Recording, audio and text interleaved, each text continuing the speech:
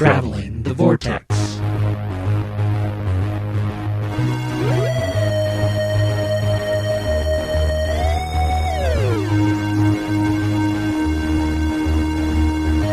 We've joined the Doctor as he travels the Vortex, and man, at episode number 249. And you're all clever around me through osmosis.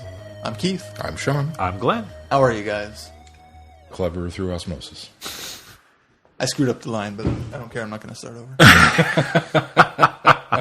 Are you sure? I'm sure. How are you? Did you guys have a good week? Had a good week. I think we're all a bit tired, but we're going to power through. What is in the news this week, Keith? Well, there was quite a big announcement just this morning. I like recording Monday mornings, let me tell you. But we're going to not do that first. Oh. I wanted to... There was another big announcement earlier this week. Okay, talk about that one. A spin-off that was announced. It's going to be on BBC Three. Coming to you by Patrick Ness, called Class. An 8-part series set in contemporary London and will feature Coal Hill School. That's all we know about it. Other than they're trying to go for a young adult. Here's the synopsis. Incredible dangers are breaking through the walls of time and space with darkness coming. London is unprotected. With all the action, heart, and adrenaline of the best young adult fiction, Buffy the Vampire Slayer, The Hunger Games. This is Coal Hill School and Doctor Who like you've never seen them before. So my reaction to this, since we don't report the news, we just report our reactions to the news. My reaction to this was like, yay! Because, more Doctor Who-related material. That's about as far as I can get excited about. I mean, it sounds like... It's until they can announce some cast or something, then I can get a bit more excited about it if I know who they are. Well, it sounds a bit like Sarah Jane Adventures without Sarah Jane. Which, I mean, I guess I'm okay with that. It's going to be an hour-long format, too, 45-minute episodes. Because I enjoyed those shows, and I would, I like the idea of exploring a more youth-orientated, slant on this. And setting it in Coal Hill certainly opens the possibility for some crossovers and some guest stars and some, okay, that's cool. But that's really about, and then the fact that, it's from the mind of Patrick Ness, which I'm sure is a fine author. But our experience with Patrick Ness was the ebook Tip of the Tongue with the Fifth Doctor last year for the 50th. Last year? The year before? 2 years ago, I think it was. Oh my goodness, that was a long time now. 2013 was the 50th anniversary year. Which none of us enjoyed. So, and it was very youth-centered.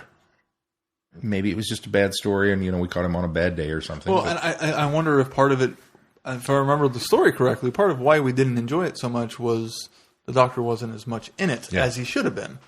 So the fact that it's a spin-off show set in the Doctor Who universe might be to his advantage. Yeah, because it might be. Maybe he's not comfortable writing for the Doctor, but writing for these other new characters set in the same universe. He did a fine job of. Yeah, Our biggest complaint was the Doctor was barely in the story. Yeah, and the plot was a little weak, but the characters were fine. So maybe that's where it'll... I think that's where the strength will be. Is Glenn? I think it's much ado about nothing. I think that there's too much dogging on the internet for there to be an announcement. I think we just need to wait and find out what it is. Yeah, there's not even a trailer yet, so I'm withholding judgment. Yep. I know. There's a large chunk of fandom that's it's not Torchwood, it's not the Paternoster Gang, it's not that. It's like, well, I didn't expect that announcement to come down when they first said spinoff, but it's certainly not the spinoff I would have expected. I think it caught a lot of people by surprise. We'll have to see how it goes. Our other bit of news. Can we talk about the other one? Glenn, have you heard this? I don't know that I have. Big Finish has added again. Yeah, I saw your post. The time war will rage, and only one man can save us. John Hurt is the War Doctor for Big Finish. 12 full cast audio plays are going to be coming in December. Happy Christmas to us. Do we get all 12, or do they start releasing? I think they start releasing in December. So probably the first one, I think, is they've got the listing for the first one. I didn't know if they were going to do it. Of course, Monstrous. 12 is a big chunk to do in a box set, but I wondered if they were doing a box set like they've been doing. I'm sure they will eventually. Yeah. Only Monstrous will be released December 2015 and will be followed in February 2016 by the second volume, Infernal Devices. I think it's funny that just even a few weeks ago we were lamenting the fact that they hadn't done any more War Doctor stuff besides Engines of War. Yeah. And we were all excited that he had at least a cameo appearance in the Four Doctors, even though I think he was underutilized. I think this is great. I think this is the way to go because a lot of people have been advocating for returning the War Doctor back to the series proper and doing something there or doing something on television. But I think Doctor Who needs to continue to move forward and not go back. And so unless it's an Eighth Doctor spinoff. And I think by doing this, I don't even think they need to do that. Would I watch it? Yeah, absolutely. But I don't think they need to do that. And by doing this, it gives them an avenue to explore some of the War Doctor stories as they have with 4, 5, 6, and 7, and 8 in the audios. And I think this is a perfect vehicle for it. And the other thing about it is, let's be honest, John Hurt is getting old. And while I think there's a lot of life left in him as far as acting. Well, he had that cancer scare recently too. I think as long as there's a lot of life in him as far as acting goes, I think this will afford him a chance to perform this Doctor and not have to worry so much about physical. Yeah, exactly. Yeah. There's also a bit of a footnote that I didn't know until now in this announcement. In addition to this box, these stories, in November 2017, there's going to be a prequel box set to the saga. Sean knew about this, apparently. I knew about this. I was waiting for you to get to it. Doctor Who, the Eighth Doctor, The Time War, which will follow the early stages of the Time War from the Eighth Doctor's perspective. Of course, Paul McGann will star, alongside characters introduced in the War Doctor box sets. Okay, so that's even more exciting. Here's my excitement level on this. More Paul McGann, Time War stuff, woo! More John Hurt, War Doctor, woo! Time War, I don't know if I want it. Well, I'm excited about it because I've never made they did such a good job in Engines of War. I've never made any sort of bones about the fact that I think that I would love to see some some Time War stories. I don't think that they need to go and explore the Time War from point A all the way up to destruction. But I think if you bounce around and you do some stories in that time and you keep them limited, I think it's not going to. Number one, it won't gloss over the mystery that everybody loves about the Time War. I just don't want to know about it. I just want to know that there was one. I think that if you go in there and do like they did with Engines of War, which maybe you'll have a better perspective on when you finally read it. Finally get around to reading that one. But quite honestly, all the things that Russell set up with the callbacks to the things that happened, I'd kind of like to see how a lot of them came about. And I think if anybody can pull it off, it's going to be Big Finish. Yeah, absolutely. That's another thing that audio does for you is it leaves it all to your imagination, your mind's eye. So we don't have to try to worry about visualizing it on screen. Yeah. I would agree, Glenn. Yeah, that's going to be the nice part about it is that regardless of how it's done, I can't necessarily be disappointed because I still have the visuals in my head of whatever's going on. So, and I almost come on down on the other side of it a little bit, Glenn. I would rather see other things happening in the Time War instead of the things that were mentioned. Instead of the name drops. Right. Because those are the things that I think the fans have built up the ideas and mystery around of the Nightmare Child and all of these amazing names that it'd be hard to live up to those in a story. So give us new stories not based around those things. Yeah. So that's the big news. That is the big news. Good stuff. Up next is our Doctor Who Legacy tip of the week. I actually have a tip this week. What is your tip? So, Series 9 levels. If you're playing them and you're far enough advanced that you think you could tackle the hard ones, go ahead and do it. But then play the easy levels. Because you'll get some interest. They assign you your characters list.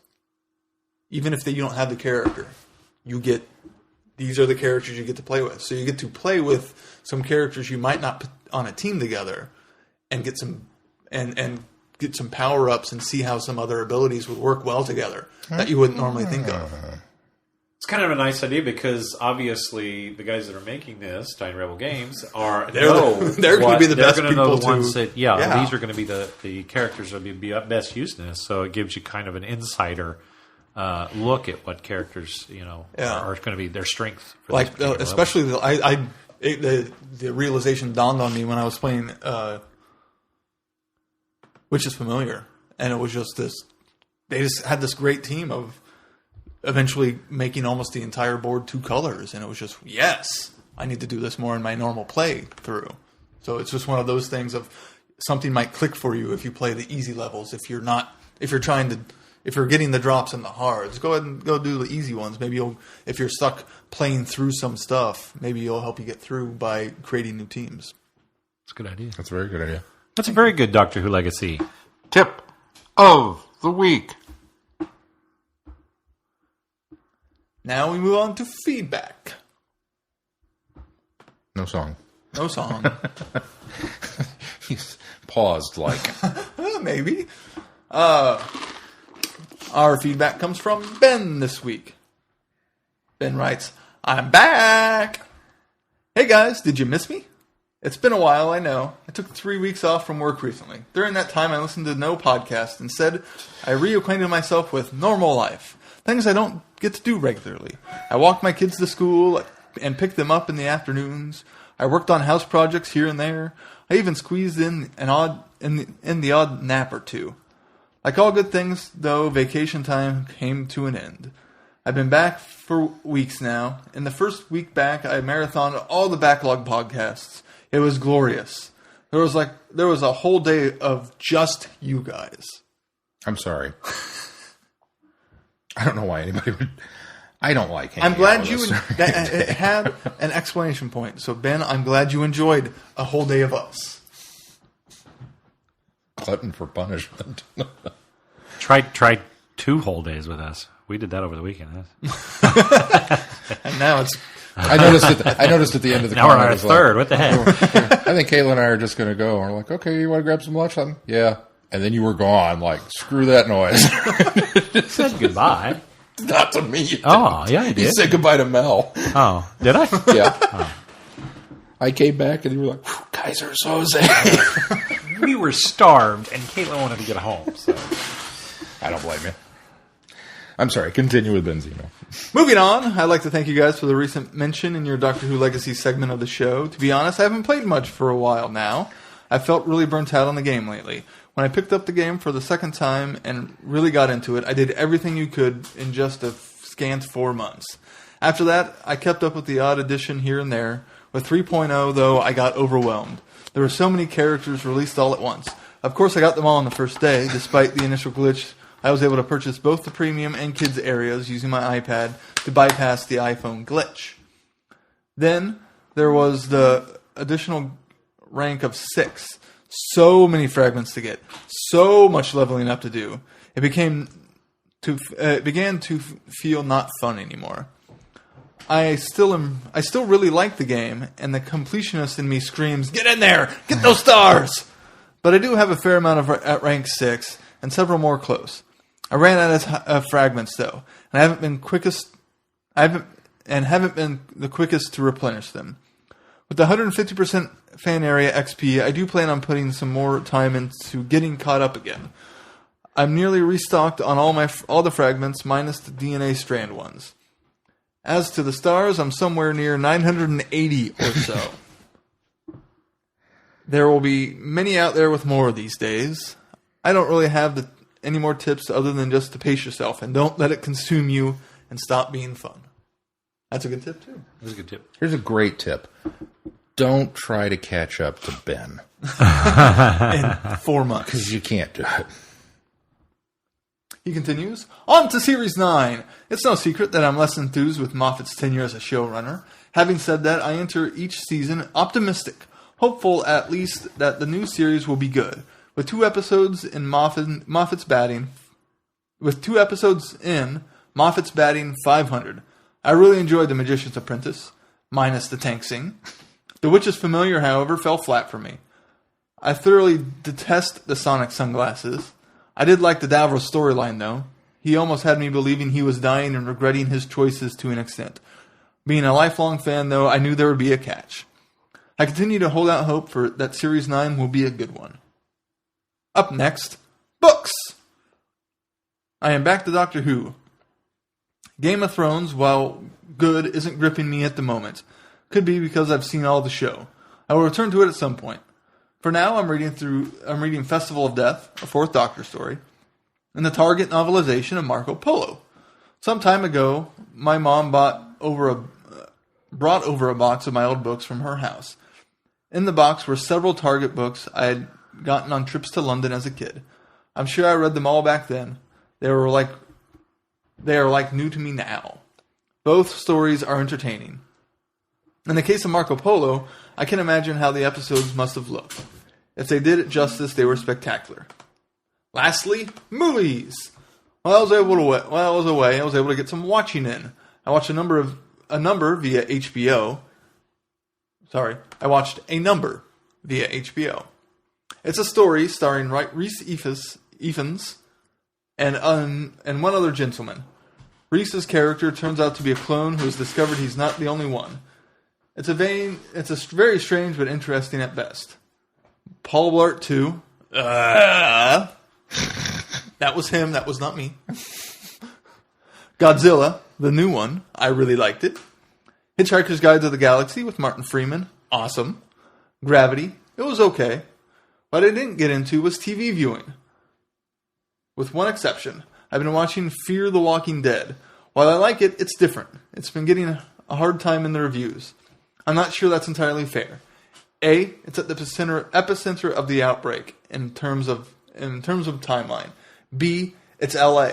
I'm sure different parts of the country reacted similarly, but with noticeable differences reflecting the lifestyle in the particular region.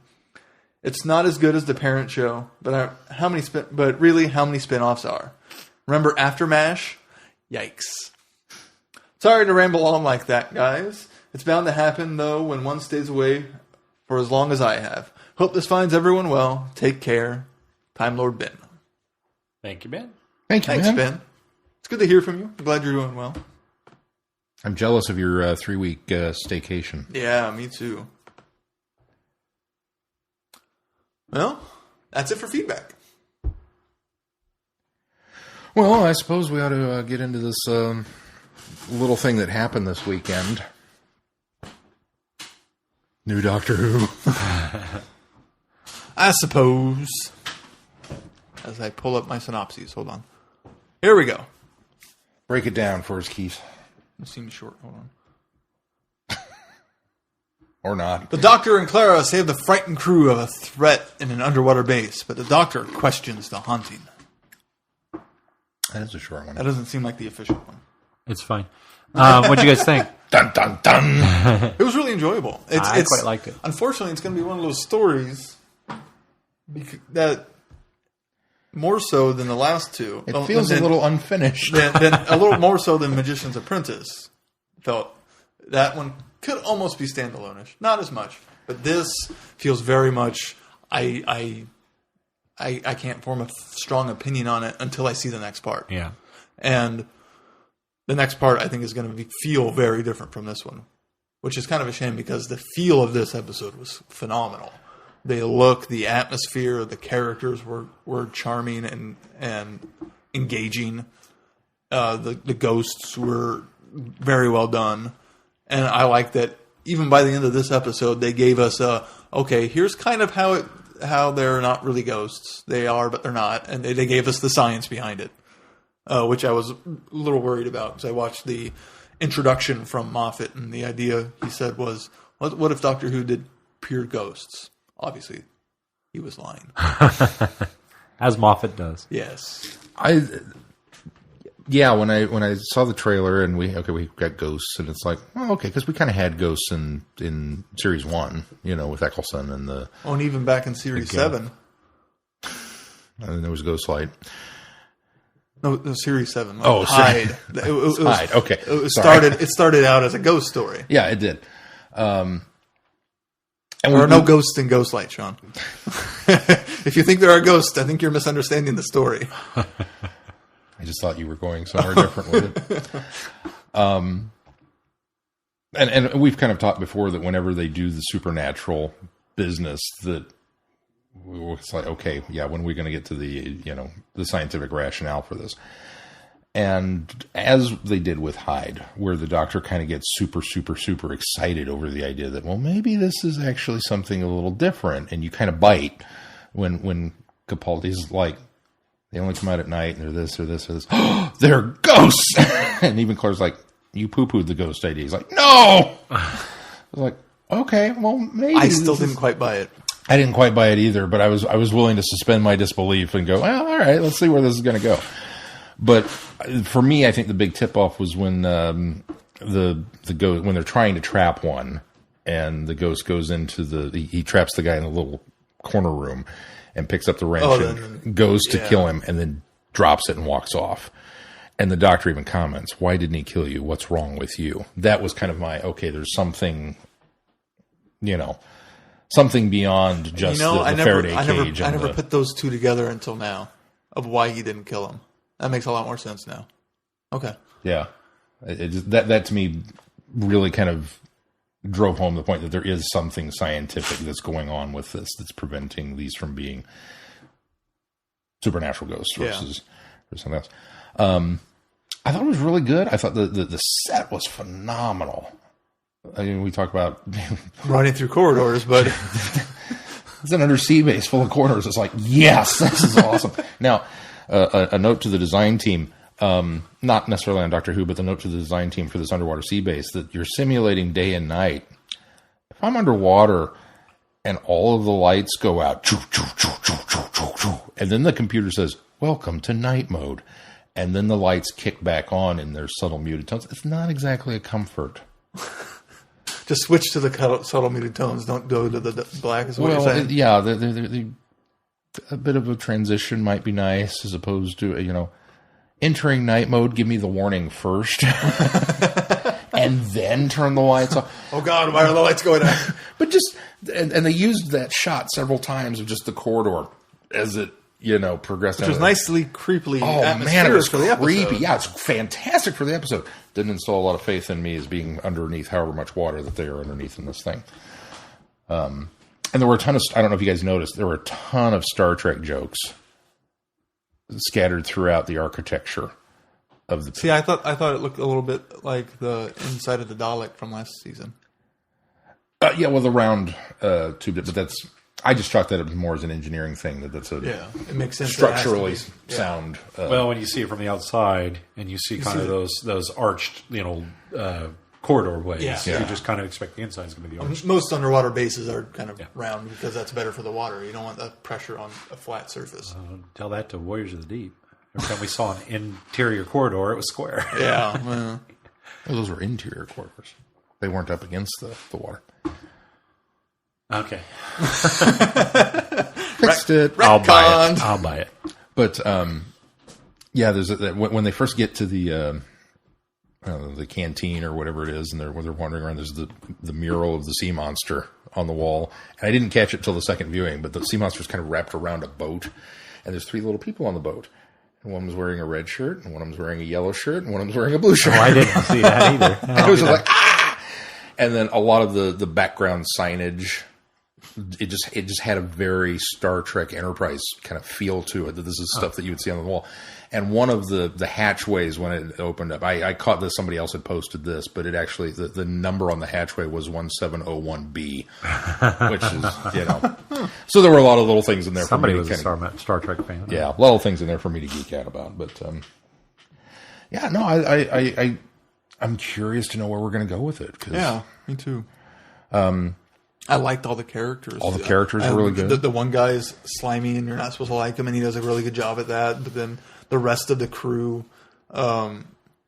both, what's her name and what's his name? Yeah. Lon and O'Donnell, Bennett and O'Donnell, had such great chemistry together and bounced off the Doctor so well. And then having Cass and Lon kind of conflicting with the Doctor was a nice dynamic too. And kudos to them, too, for giving us that guy. That we get the slimy corporate shark guy. This is what we own the rights to this, and that's probably worth money, and blah blah blah. And it's like, okay, I don't like you, and he's the next person to die. He doesn't stick around. All right, I am so in favor of this.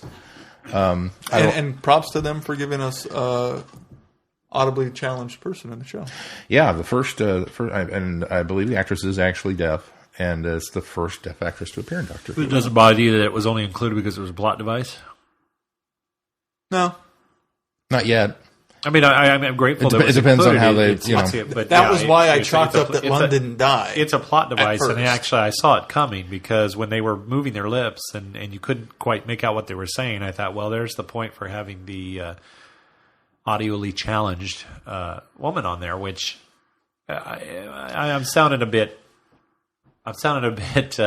activist here, but I thought when you use somebody that's challenged as a plot device, sometimes you look at it and go, okay, well, that's very heroic because their disability is being used as a advancement. But in the flip side of that, would they have ever put a hearing challenged person in a story if they didn't need it as a plot device? So should it have happened before now? Yes, absolutely. Yeah. We're in the step in the right direction, but it wouldn't happen. It didn't happen until it was needed, and I don't know how to feel about that. Yeah. But. Yeah. Especially when some other shows like West Wing has had a deaf character and it wasn't a plot device. It was just that's who she was. Well, and I will be honest, I was briefly terrified for the moment that when they showed up and the doctor looked at her and she started to sign that he was going to pull out a sonic and go wee and do something to her ears and fix her. And that would have been I did love that wrong. He was like, I know how to sign. That's the best part of this is the fact that he finally came up and his arrogance got in the way because no, he doesn't. I don't need your help, I don't, and then realizing, no, okay, I don't know. I liked that. It was nice. And he says, no, I don't anymore. That's been replaced with semaphore. Somebody give me flags. So it's like, well, he did know sign at one point. Yeah, it's been deleted, he said. But I like the fact that I like that they did that. I thought it was kind of fun. I would like to, maybe this is kind of weird. I would kind of like to see now a deaf companion on the TARDIS. I think that would be really interesting to have the Doctor sign constantly to his companion and have conversations ostensibly with himself. But I don't know. I think he does when he talks about well, yeah, he does that anyway. So I don't know. I think maybe that would be kind of a cool dynamic. But yeah, no, it didn't bother me as much as maybe it should. It didn't hurt the episode for me. It was that was the first thing I thought was, oh, okay, we've got somebody that's has a disability, and then suddenly it's like, well, there was a reason why they had to put this person in there. And okay, that kind of cheapens. I think what hurt the episode for terms of needing to happen for the plot was the very awkward let the captain shove her out of the way and then stand back to be hit with the. It really bothered me the first time I saw it, and thought, well, that just looked awkward because he could have shoved. He was kind of in between the glass, and he could have shoved her out of the way and stood where he was and been okay instead of kind of. Let me make sure I'm lined up right there. Okay, now hit me with the fire. Yeah. Or he could have dived with her and landed up on top of her on the floor and been out of the way. Either way, and the second time I watched it, it's painfully awkward. It's kind of like watching a fight scene in an old TV show that they didn't quite stage right, and you're going, I'll let it go because it had to happen for the plot. But it's a great story, and I sound like I don't have a lot to say about it, but I really don't because it's so enjoyable. The thing that's bothering me about this season, and it's not a bad thing. The thing's bothering me is the fact that we've got all these 2-parters, and so I feel like I'm gonna wait till the next week. I went into it with a lot of excitement about it. Just kind of the difference of type of story that it seemed to be going into it, and I think it kind of is. Especially now, one of the things that I've been real critical about the whole supernatural element of Doctor Who. If you're going to put the supernatural element in there, you've got to explain it away. I'm kind of the point now where I kind of went into it without any sort of trepidation because I thought, they're going to tell me why. Yeah. And in fact, I was quite surprised that we got the science of it before it was without having to wait until next week. Yeah. And so I was quite surprised by that. So I was very pleased. So I thought, okay, you're introducing ghosts. Eventually, you're going to tell me why. So it was one of those things that I didn't have really any trepidation about the supernatural element of it. Even when Moffat sets it up with, we thought about Ghost of Doctor Who, yeah, and then of course, they didn't. They still explain it away, but this one was one of those genuinely edge of your seat, creepy. You don't know what's going to happen. You were on next. the edge of your seat the entire time, and I really liked it. I mean, literally, Glenn was on the edge because I was sitting behind him, and he was all just on as the edge. And I pointed, I nudged Mel and said, "Look at this," and he's all up on the. And I honestly, when we got to the end of the episode, I looked at my watch because I felt like I'd only been watching this for about 15, 20 minutes. Now, that's not a bad thing because it kept me so engrossed that I didn't realize 45 minutes had gone by. I thought, oh, surely we've only been watching this. Oh, no, it has been 45 minutes. And I was like, wow, this is... So to captivate me from beginning to end, that was already just a phenomenal achievement. There was no point in this where I was bored or okay, this is the downtime to explain what's going on here to catch me up or whatever. Because sometimes that happens. Even in the best of episodes, they have some of those lulls, and it's not like you're going, oh, here's that lull. Oh gosh, this is so boring. Here's you don't do dump. that, but you notice it. You go, okay, here's where we're going to catch me up. Okay, we're back into the action. Yeah. This one there didn't seem like there was but because every time they stopped to get to the info dump information, they got interrupted. That's true. Thought, well, okay, wait, no, this is not right. Let me know. You got to figure this out. So, but again, it's one of those I thoroughly enjoyed it, and I was telling you guys before we started the show. You guys got a chance to rewatch it again, and I haven't because I saw it at Time Eddy this weekend, and last night I was so exhausted. But I was going to fire it up for Holly because she hadn't watched it on Saturday, and I said, "Do you want to watch this tonight?" She says, "Yeah, we could probably watch this tonight." And I said, "Well, Mason wasn't his. He had already gone to bed." And I said, "Well, we're gonna have to show it to Mason again because he wants to see it." I said, "Well, maybe we can wait because she's off on Tuesday, so we thought about waiting till tonight to watch it." And when I got home, and so then I said, "Well, it's probably better if you watch it next week with Mason because it's a two-parter." And she goes, "Oh wait, this is a two-parter? Well, yeah, I'm definitely watching it next week." She doesn't want that weight of anticipation. She figured she could wait another week for a new episode. Now, if it had been the second part of last week, she'd have gone, okay. So she was like, I think I can wait. So we're like, we'll watch it next week. I tell you, the fun thing was, since we got... But I'll probably watch it again with Caitlin sometime this week. As they released late the episode titles, and, without trying to be spoilery, but, trying to set up a schedule and everything, kind of looking at this, and we've kind of speculated, it's like... Because they said, well, we're going to do a lot of two-parters, and then we looked at these two and went, Beneath the Lake and Before the Flood. Well, those... kind of match, I guess, but maybe not.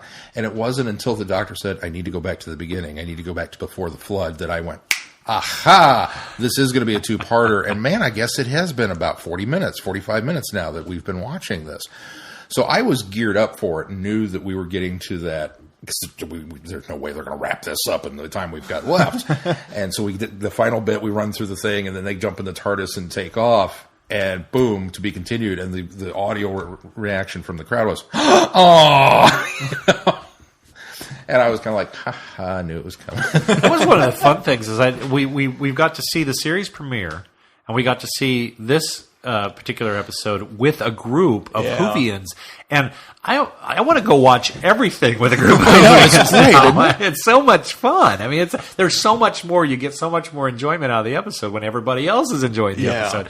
And so the laughs are better. I noticed that when I watched, which is familiar with just my family. Now, my family's reacting, as it's going on. But it just in a whole group, in a whole crowd like that, is I kind of want to go. I want to fire this up somewhere and invite all the Whovians in Topeka to come watch it with us because it's so good. Maybe we should organize that. Yeah. We'll just set it up. Well, maybe we'll try to get... By the time the finale rolls around, maybe we can get something organized.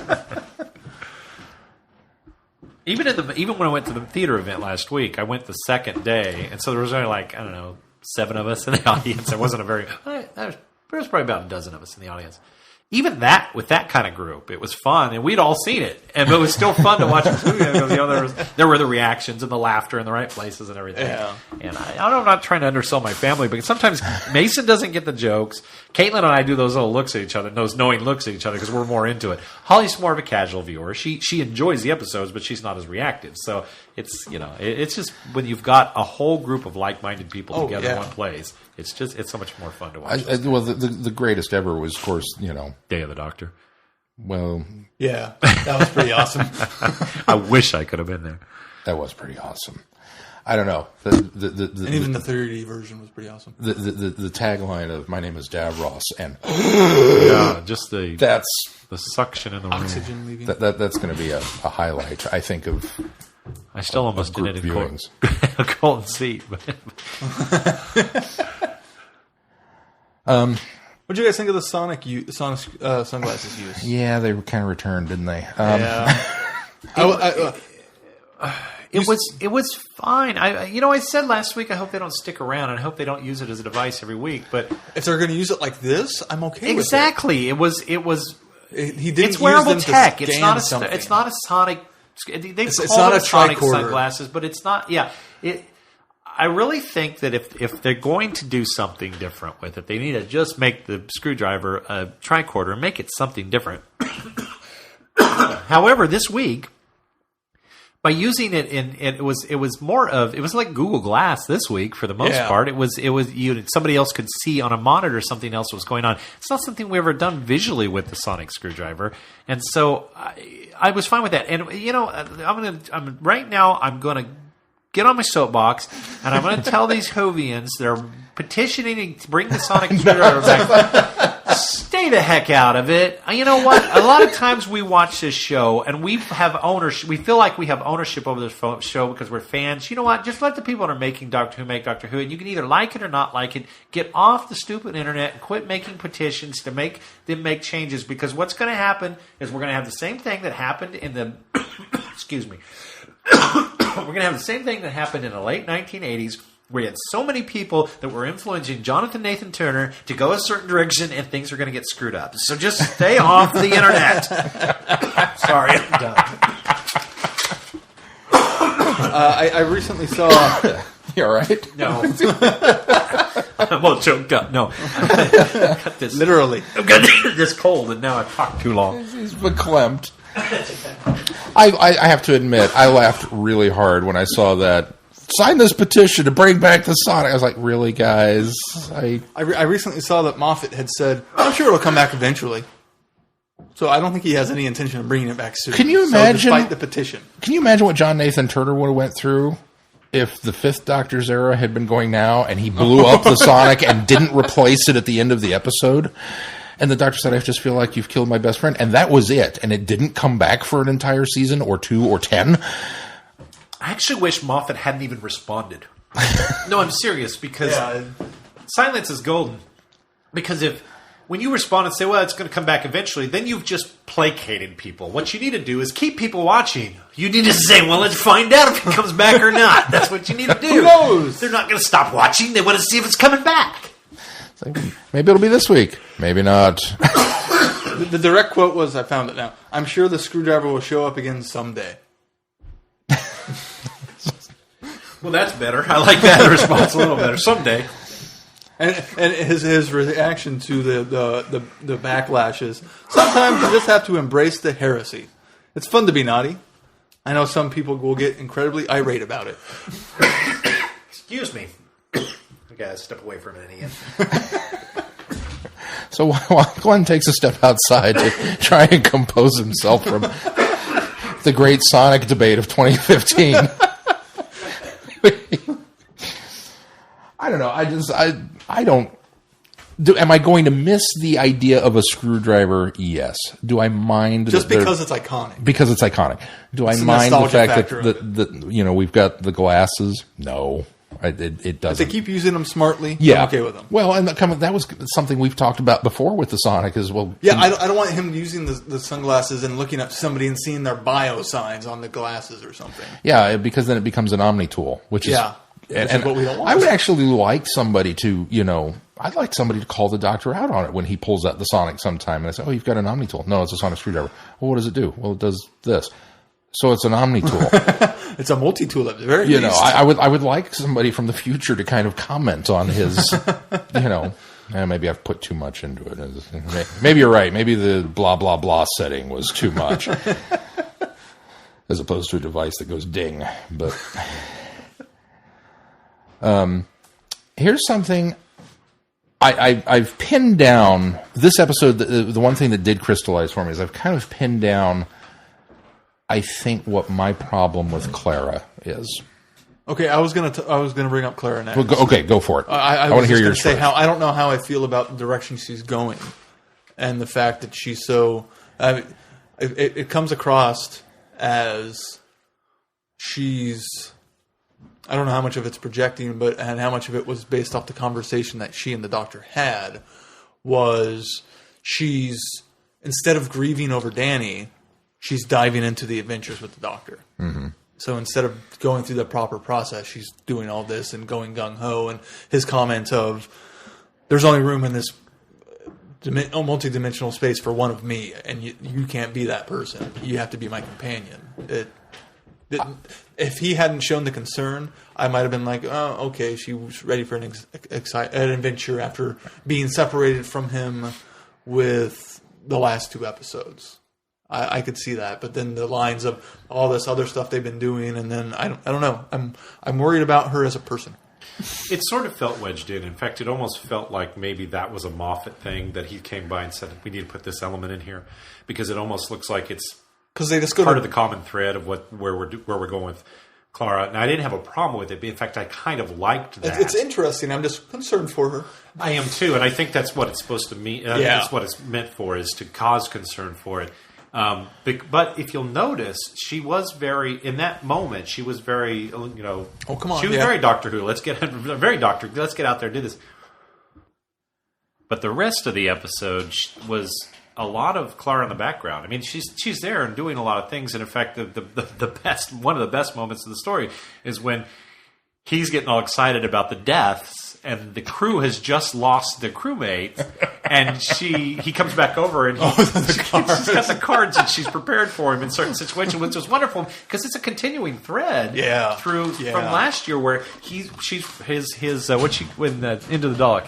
She's my carer. Yeah, she cares, so I don't have to. She cares, so I don't have to. So it really kind of builds on the relationship that they're establishing, and it was a really neat moment. Even though we still have this callous doctor sometimes because he doesn't think those things through, he's got her to kind of ground her. But she was kind of in the background in this story. A little bit. So to have that moment, I think, was even more obvious when she has the moment. I think that could be. Now, that being said, you can tell next week she's going to be moved forward and be a very integral part, because now she's on the other side of this trying to figure out how to save the doctor. So, and it does move forward the kind of idea that was placed in Series 8 that traveling with the doctor is an addiction for her. Yes, certainly. Which I like that exploration. So I'm pleased that they're going forward with her. Just as a person, I'm concerned.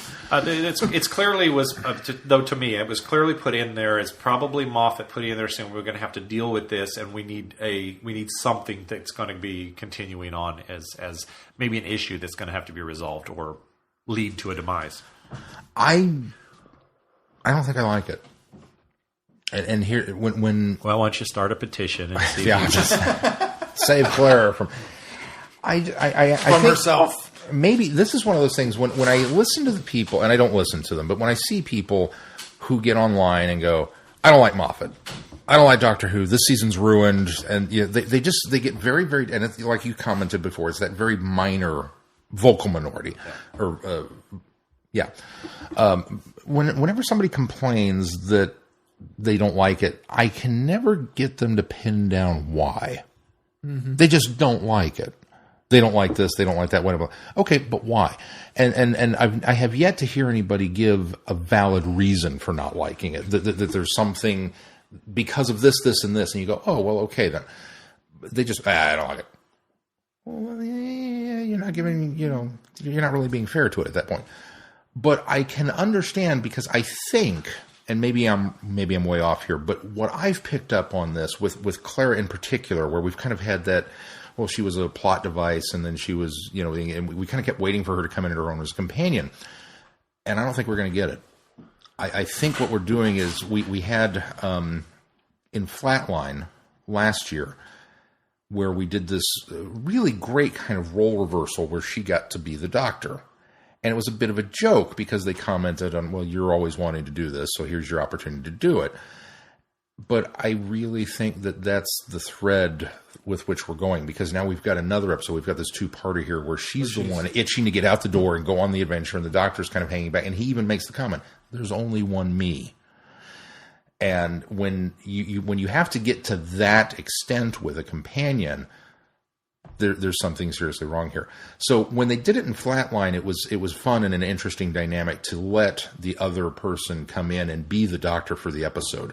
But I don't want that week after week after week. I want the doctor to be the doctor, and I want the companion to be the companion. And I wonder maybe if that's what some of these people are kind of complaining about, specifically who don't like Clara, or specifically who don't like this particular era of Who, is that they're subtly changing that dynamic a little bit to fit this particular story arc. Mm. What I'm worried about with it is that I don't think we're going to get Clara as a companion. I think we're going to get this kind of through line through the rest of the season until whatever demise she winds up having. And that will be, the moral of the story is. See, I think you're right. I think you're right. And I think the reason that what supports your theory is a lot of those same people are saying are the ones that have a problem with Clara being such a control freak. And she is. And Moffat's even said she's a control freak. Yeah. And so those are the same people. However, I kind of like that because it's something we haven't done with Doctor Who. Now, that's true. It seems like we've been kind of dealing with that for 2 seasons now, even maybe a little bit, and when she came on board in Matt's tenure. But I think that I kind of like that because Doctor Who has to grow, it has to evolve, and it has to do something different to keep people excited about the show. And you can't have the same stale storylines. That's why you get rid of the sonic screwdriver every once in a while, and you see what kind of stories you can tell without it being a get out jail free card. Now, Moffat seems to have shifted the device to a get out free jail glasses, but I like when they take some risks. That's why I was a big supporter for Peter Capaldi's last season, because the changing the dynamic of the Doctor and him having that almost midlife crisis in a way was something different that we hadn't seen. We'd seen chunks of it because we had Colin Baker's Doctor have that initially in one episode. Well, we had a complete change in the dynamic of the Doctor last season. So that's just that's a bare reflection of what I'm saying. But it's, and I think last season Clara did get to be a companion to some extent. It was just these undertones of what they're going to do this season. So I like that Moffat continues to challenge the style of storytelling in Doctor Who. Now, should they stick with that? No, I think eventually we need to get back, and we need maybe, at the risk of saying get back to the norm, I think we need to. I mean, it still has to reflect Doctor Who. Well, and I think but I like those challenges, and I like doing something a little different. And like knowing that Clara's not going to be around much longer, it's even more palatable, I think, to me, if I have a problem with it, because I know eventually we're going to change, and we're going to have somebody else, and we're going to have a whole new. The same thing with Missy changing, or the Master changing genders. Yeah, it's something different. It's something that it's been hinted at that it's possible, but suddenly now we've done it, and we're grasping it. We're dealing with that now. Right. Well, I would prefer them do it this way than how they dealt with Clara's arc at first as a plot device.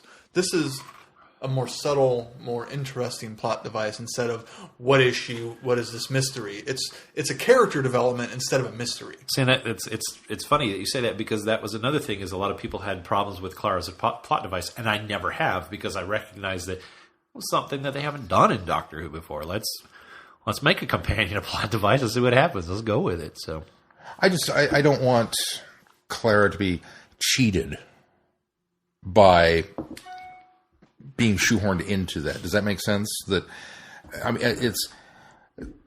For the same reason I feel bad for Martha coming on the heels of Rose, because everybody loved Rose, and Martha never got the chance to be her own companion and show how brilliant she really was in that role.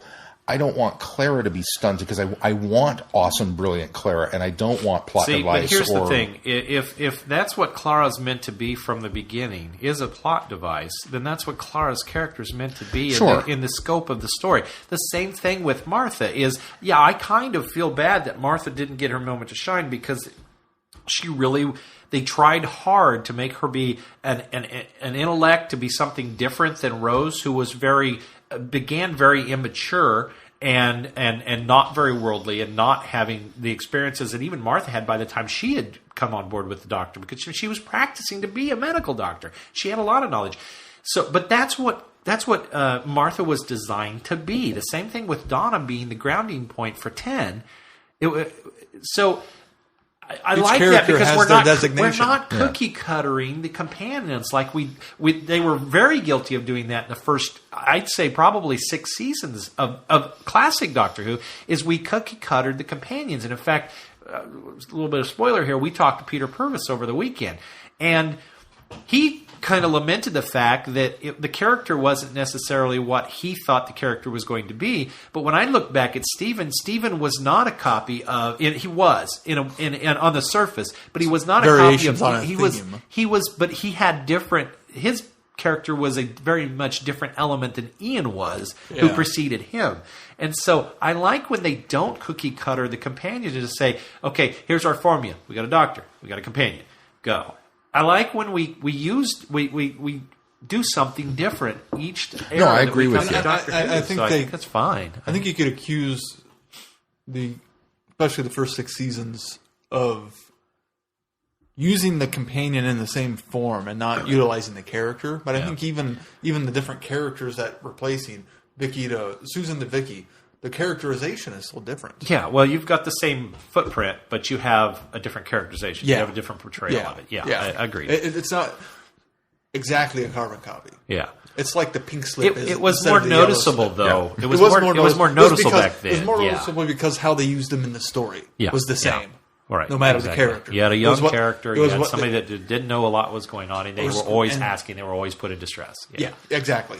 Well, and I think that it's a situational thing. You run that risk when you get, whether you're Sarah Jane or Leela or Romana, at the end of the day, you're still the damsel in distress that the Doctor has to come in and save. Yeah. And I get that there is a component that doesn't like that. And I agree that we should have, I like the fact that we've given these characters a little bit more room to breathe and a little bit more life by having them come in with these different interlocking cogs. It's not so much a misogynist attitude as it was back in the 1960s and 70s. Oh, yeah. It's more of a empowerment.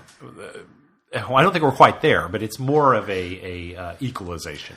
By that same token, I think the reason that fandom at large went, oh, Mummy on the Orient Express, at last a return to, Doctor Who, was because it was one that was a little more familiar and settled a little bit more into the roles that we are familiar with the show, because it wasn't Clara trying to be the Doctor. It wasn't this kind of stuff. And so I suspect that maybe by telling these different stories, and don't get me wrong, I agree with you 100%, Glenn, that Moffat is in this for the long haul. He's looking at this as, you have to change the show. You have to do something a little different. You have to tell stories a little differently in order to keep it fresh and amazing and awesome. And I like that. I like that we haven't had cookie-cutter companions throughout the new series. But I think those people that are, they're the ones that are kind of going, maybe they're missing that they want Mummy on the Orient Express to be the new template for everything, so that it's still familiar to them and that it's not that change. But they're looking at it short term, because if you do everything in that form, you're going to kill the show pretty quick, because it will get stale. I'm worried from a companion standpoint for Clara that this is going to end badly for her, and I think this is kind of setting that up for that. So I think it will, and I think that's. I'll be sad. I'll be very sad for Clara, despite the demise. But I'm also encouraged that we're going to see something different than we've seen before, and I like that. It's refreshing.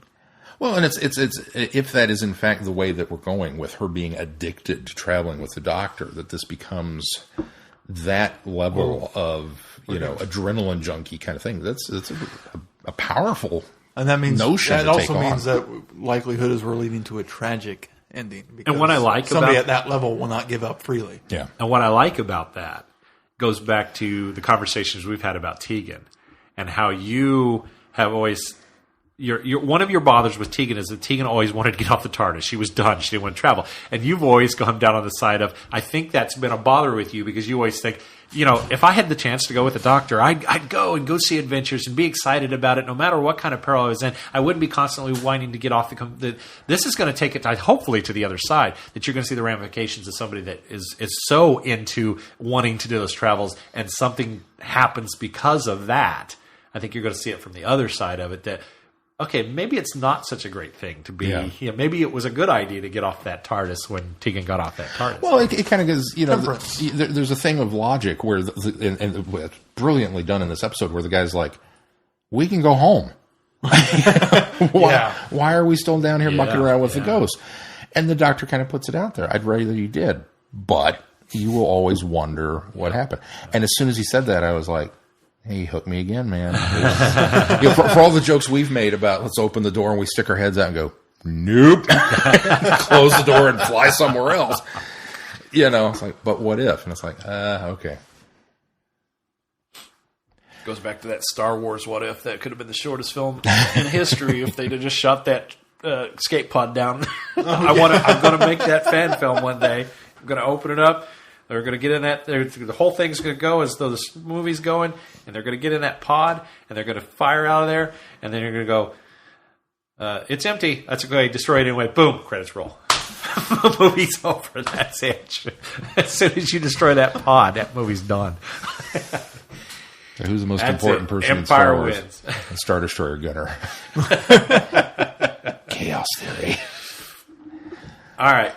What else on this one? Anything else that we want to? Those were the two main things I wanted to touch on. This one. Great performances, and Capaldi pretty much. I really liked the all the tone way and through. pacing of the first half of it. Yeah, like when they get there and it's all everyone's not there, and just the tone and the fact that I don't know, it just felt eerie the way they filmed it and recorded it. Like not hearing the ghosts and them making reference, and then you finally get to the people, and then it's still kind of a bit.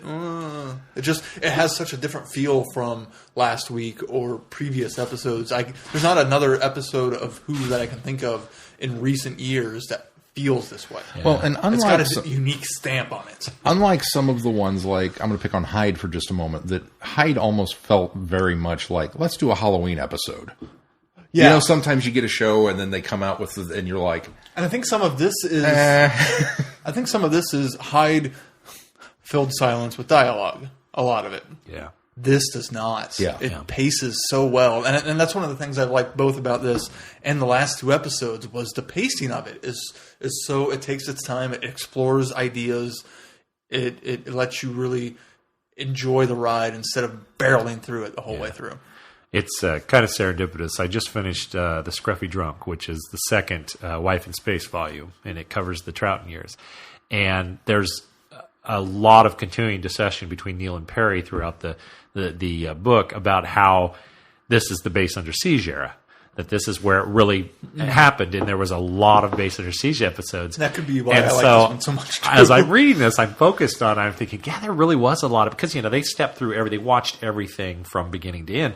And we're in Troughton's era, and they're talking about, I was like, yeah, there really was there. I mean, I knew there was a lot of Base Under Siege in the Troughton era. It's really obvious when you're reading one passage after another. There's a lot of, and so I thought, wow, there really is a lot. I'm kind of glad we kind of got away from that a little bit. We didn't have, we've had Base Under Siege in the past. Like Waters of Mars is a perfect example of it. But we've had it over the years. But I was like, yeah, I'm really kind of glad we got away from that.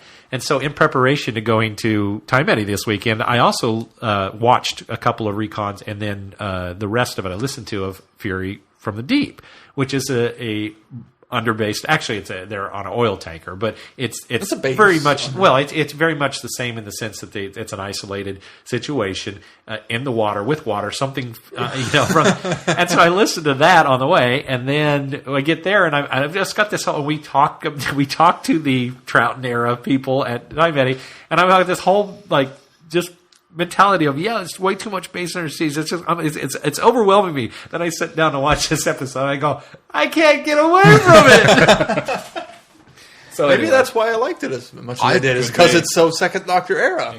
That's the checkered pants needed to be this week, not last week. Although Hartnell wore a kind of a similar version of the checkered pants. I thoroughly loved the fact that this was a Base Under Siege story. Yeah. Just as soon as we get there, Cross pat, I think is what we call it. This Base Under Siege. Yes. I'm going to write one. I'm going to write a Base Under Siege story. I'm going to call it Base Under Siege. That's a great title. Why has nobody done that yet? Maybe too on the nose. No. You have to call it Doctor Who and the Base Under Siege. What do we got coming up on the schedule, Sean? Coming up on the schedule. Let me get to my tab that has the schedule. There it is. Next week, well, this week now, our Friday Night Who, which might have been a little more appropriate for this week. We're doing Warriors of the Deep, which happens to be a Base Under Siege. Yay! By the best monster ever. And underwater. And the best monster ever. I'm already excited. No, wait. Over the course of 4 years, we elevated it to a campy favorite, to best monster ever. No. There is still no way that the Merca gets best monster ever moniker. Is it still a favorite of mine? Yes, because of where we've come from. Best guilty pleasure ever. Yeah, I'll take that one. I'll allow it. Starring show mascot. Because somebody came new to this show this week. And they went, I'm not listening to these guys. They think the Merca is the best monster ever. So we've got to get some frame of reference All here. right. Fair enough. For you new listeners, the Merca is far from the best monster ever.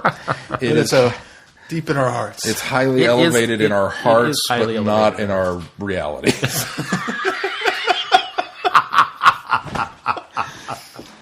Well put. So that's our Friday Night Who for this week, which if you've never had the opportunity to join us, please do so. We push play at midnight. First episode ever I watched with you. Yeah, it was. Quite the callback. Yeah, second ever classic story. That you watch. Yeah. In its completion. Yes. And we hit him with that early, didn't we? We did. But so Fifth Doctor and Tegan and Turlo and the Merca. And we push play at midnight. So if you're available, please follow us along on Twitter, hashtag Friday Night Who, and join in for some fun. And then, which is kind of fitting in a way that we're doing that next week, because I really struggled on the schedule, because it was like, well, we're doing a Base Under Siege underwater story in New Who. We really need to pair that up with Warriors of the Deep. But in a way, it worked out well, because next week is episode 250. Our show next week. What a better way to celebrate. Yeah. So we're going to have the Merca as our special guest star for our epiversary. 250 episodes. It's a little nuts. But, of course, we'll have a pretty big discussion on Before the Flood. You know what? That means I can break the Merca graphic out again that has the little party hat in the... Yeah! See if I can still find that. Yeah. That'll be an old school graphic for people. I'll have to put it on the new background. Goosebumps. Party hat Merca. 250 episodes. I'm a little flabbergasted at that, too. But we'll be discussing Before the Flood. And then hopefully this week you'll notice some other tidbits coming out. We have a special presentation on Time Eddie, which is the convention that we went to. And thank you for everybody, other organizers, in putting that together, because it was a good time. Was. And the schedule, of course, is posted on the... Should we announce our change? We probably should announce the change. Coming up, what, a month from now? Halloween. Less than a month. Yeah, we're in October 25 now. days from now. Keith knows because he's been doing the countdown to Halloween. October 30th, our initial plan was to do, for Friday Night Who, do Day of the Doctor, because it appeared that it would have paired up quite nicely with the Zygon Invasion episode that was going to be aired that week. I think it still does. And it still does. But we've decided, we've seen Day of the Doctor. We don't like Day of the Doctor anymore. I'm kidding. Don't say that either. That's not true at all. That's an absolute lie. There's a strike two. I'm not listening to these guys. They like Day of the Doctor. How come you don't like that? We've decided that, you guys have seen it. You know what it is. And if you want to go back and rewatch it, you're certainly welcome to. But I think for Friday Night Who, we're going to celebrate Halloween. That's kind of always been big on our list. And Doctor Who fits really well into the Halloween theme. Second best holiday ever. Yeah, okay. And, So we're going to do a two-parter. Well, not a two-parter. We're going to do 2 separate episodes to fill the Halloween theme, and we're going to do Blink because that's legit scary, and Listen because we haven't had enough Capaldi in our lives. So we'll make that change on the schedule. The rest of the schedule leading up to that is still going to be the same, but just that particular week has changed the Friday Night Who setup. So for you new listeners, that's a good thing for you because a lot of these are available on Netflix and various places are easy to get a hold of. So please join us for that. And of course, you can support us as always, becoming a Patreon subscriber. Every bit of help goes right back to this podcast. We do have some links on our website to that. We have some links to some sponsors that if you're feeling generous and you want to get something for yourself and help the show, please do click on those advertising links on our website. You can always find us on Facebook, Twitter, Goodreads, Tumblr,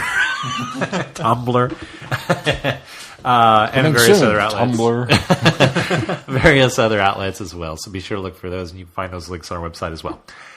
If that's going to do it for this week, until next week, I'm Glenn. I'm Sean. I'm Keith. Cheers. Good night, everybody. Be seeing you. You have been listening to Traveling the Vortex. Doctor Who and all of its associated programs are owned and trademarked by the BBC. No infringement is intended or implied.